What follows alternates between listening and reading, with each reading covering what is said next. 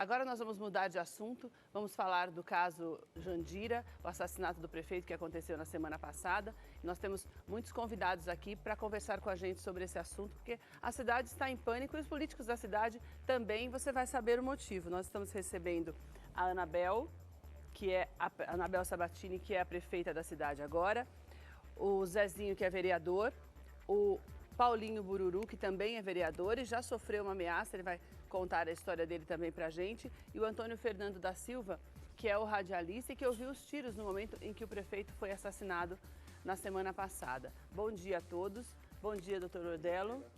Paulinho, Antônio, quero começar com você. Com certeza aquela manhã não sai da sua cabeça, né? É verdade, fica marcado para sempre, né? O prefeito sempre participava do seu programa? Desde março, às sextas-feiras, era o horário dele, das 8 às 8h30. E como é que foi aquela manhã?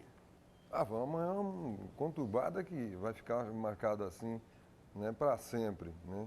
Além de prefeito, o cara também era uma pessoa, um amigo, como todos os outros políticos são, né? Que eu não sou político, sou apenas um apresentador do jornal lá todos os dias, das 7h30 às 8h. E até pensei que fosse algum fogo de artifício e... Você não imaginou que fosse tiros? Não, até eu brinquei com o companheiro que apresenta o jornal junto comigo. Falei, o prefeito hoje está chegando em clima de festa, estão soltando fogo de artifício. Entendeu? Aí quando eu fui fechar a matéria, aí já a telefonista já chegou pelos olhos dela, os brilhos dos olhos dela, você percebeu que era alguma coisa a mais. A gente abandonou o jornal ali. Já desceram correndo para tentar socorrer? Quando a gente abriu o portão, deparamos com aquela cena lá que, nossa... Nós temos forte. um momento em que você fala sobre os tiros. Vou até pedir para a nossa produção para colocar, para nós podermos ouvir a sua reação no momento em que houve os tiros lá em Jandira. O prefeito Brás Pasqualin subiu ao palco para agradecer a presença do público. Que bagunça que é essa aí? O pessoal tá bagunçando aí, só falar da festa, hein? Ok, até eu conversei antes com o Fernando, de começar o programa, eu queria que ele narrasse, quando você desce lá na rua e você vai em direção ao carro, qual foi o seu procedimento em relação às pessoas que estavam feridas? No primeiro momento, os vidros do carro estavam fechados, eu pensei que eles estavam lá ainda, entendeu? Quietinho, escondido, passando aquele momento, tá? Mas a gente esperamos lá mais ou menos um minuto, ninguém se mexia. Aí o Marcos abriu a porta do carro. Quando abriu a porta do carro, ele já viu o braço encostado no ombro do motorista. Aí a primeira coisa que a gente faz, né, fazer essa medição aqui para ver. E o Marcos mediu, o prefeito já era, entendeu? Já estava o gelé, que ainda está, a gente percebeu que está com vida ainda, tá, não tem mais, está vivo, mas estava mal, bastante ferimentos na cabeça. Que um tiro de fuzil na cabeça.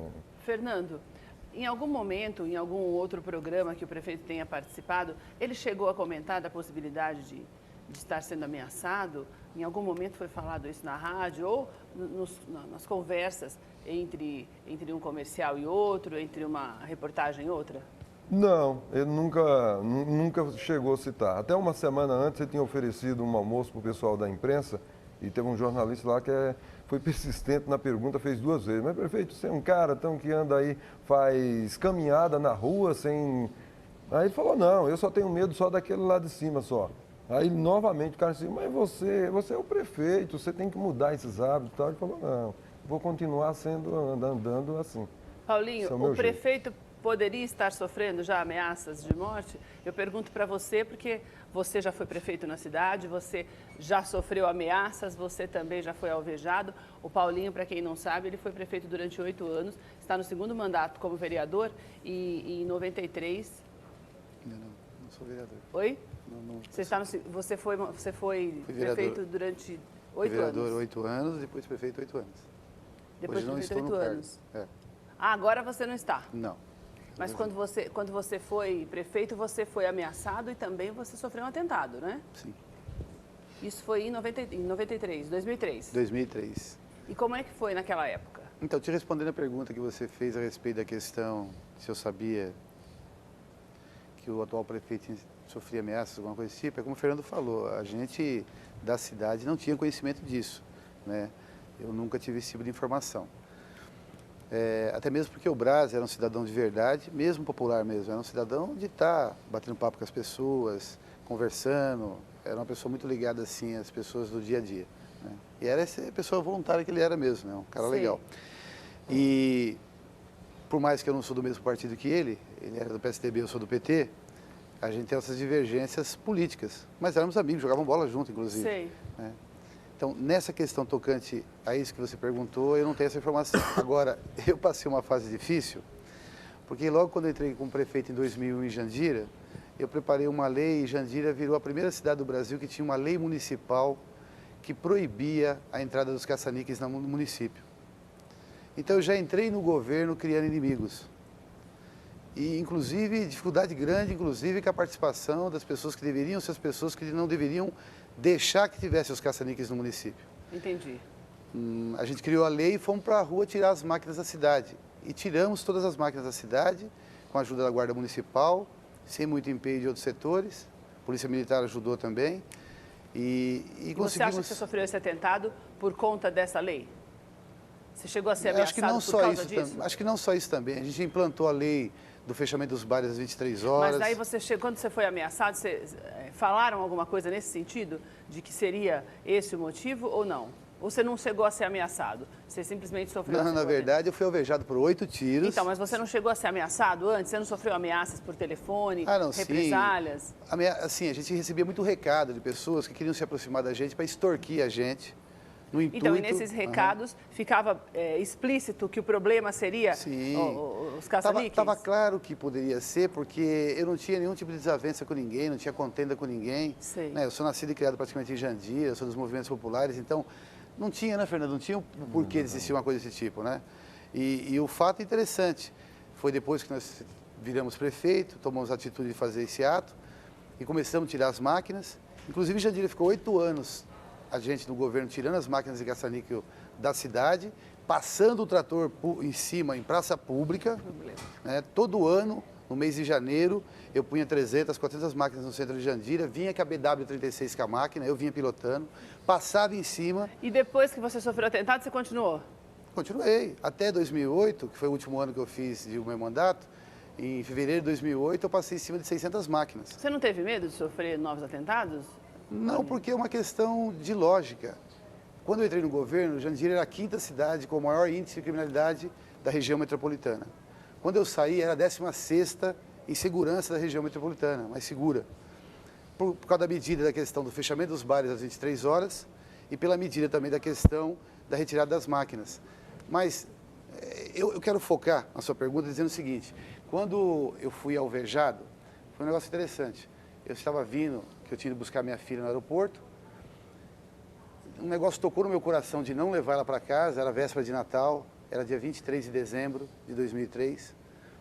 Ela foi para a casa da mãe dela e eu fui para casa tomar um banho, trocar de roupa e recebi uma ligação, e o meu motorista ficou embaixo na rua. Sei. E recebi a ligação que estavam trazendo para mim, da prefeitura, documentos para terminar de assinar e uma cesta de Natal que eu tinha ganhado, que eu ia dar para uma pessoa humilde da cidade. Eu fui tomar banho, quando eu saí com a toalha amarrada, que eu olhei no visor da casa da minha mãe, na parte de baixo, onde estava estacionado o carro do amigo da gente, que já tinha chegado o rapaz do Tempra, que era o carro que estava carregando os materiais para assinar, tinha 5 pessoas, 5 jovens, e como era uma quinta-feira, 5h30 da tarde, tinha o trânsito de pessoas vindo, porque a próxima via expressa, tinha muitas pessoas, então eu imaginei que estavam conversando. Só que quando eu virei as costas, eu ouvi lá de fora um falar assim bem alto: mata porque é ganso. Quando falou mata porque é ganso, eu virei para o visor de novo e já vi na mão, eram vários adolescentes, um baita de um revólver grande, os outros armados também, já tinham rendido o rapaz do Templa e entrado para dentro do Templa. Entendi. E aí já deram uma coronhada nesse rapaz que era meu motorista, ele caiu no chão e eu... Sempre, quando vou sair de casa, eu tenho mania de pegar a Bíblia e fazer uma leitura. E eu estava com a Bíblia na mão também, que eu tinha acabado de pegar a Bíblia. E eu saí para fora. Quando eu saí para fora, que eu falei, pô, que bagunça que é essa que está acontecendo aí? Um dos rapazes, um moreninho, gritou: ó o cara aí, ó, frita ele. E eles ficaram mais ou menos de 10 a 15 minutos na rua fazendo esse assalto, esse tipo de coisa formada, até que eu saísse para fora. Quando eu saí, aí começaram a atirar. Foram 8 tiros. 8 tiros atingiram você? Não. deram 8 tiros e por Deus, simplesmente por Deus, e tem uma coisa interessante, um comentário que eu quero fazer, minha mãe tinha um cachorrinho vira-lata que chamava Coquinho, e ele estava na área onde eu estava, ele enroscou no meu pé e eu caí por causa da barulheira. E quando eu estava caindo, os tiros, né, e furou a parede da casa da minha mãe, tudo, nenhum tiro atingiu você? Por Deus. Nasceu de novo, né, Paulinho? E depois disso, aí sim, como o Fernando falou, eu revi a minha vida, revi o filme da minha vida, e aí intensifiquei a retirada dos caça-níqueis, intensifiquei o fechamento dos bares, porque quem recua nessa hora está aceitando o convite à morte. Ô, Anabel, quando você ouve essas histórias, não dá um certo medo de assumir a prefeitura nesse clima? Eu já vou chegar no Zezinho, porque eu tenho certeza que os vereadores também já têm essa preocupação, mas você não ficou com certo medo? Houve uma reunião, vocês conversaram antes, você e as pessoas do partido? Como é que foi assumir a cidade agora, nesse momento tão difícil, tão doloroso também, mas também tão difícil, né? Houve um certo medo, sim. Ainda há um certo medo, mas se nós recuarmos agora, nós vamos entregar a cidade para quem? Para os caça-níqueis, para a bandidagem. E aí o compromisso com Jandira? O povo tem que se sobressair. E você tem filhos? Tenho. Quantos filhos você tem? Eu tenho 2 filhas. Que são crianças? Que são crianças. Mas entendem, sabe o que está acontecendo na cidade? Não ficam com medo? Elas não estão aqui. Elas estão viajando. Você achou melhor mesmo por conta de tudo que tem acontecido? Sim.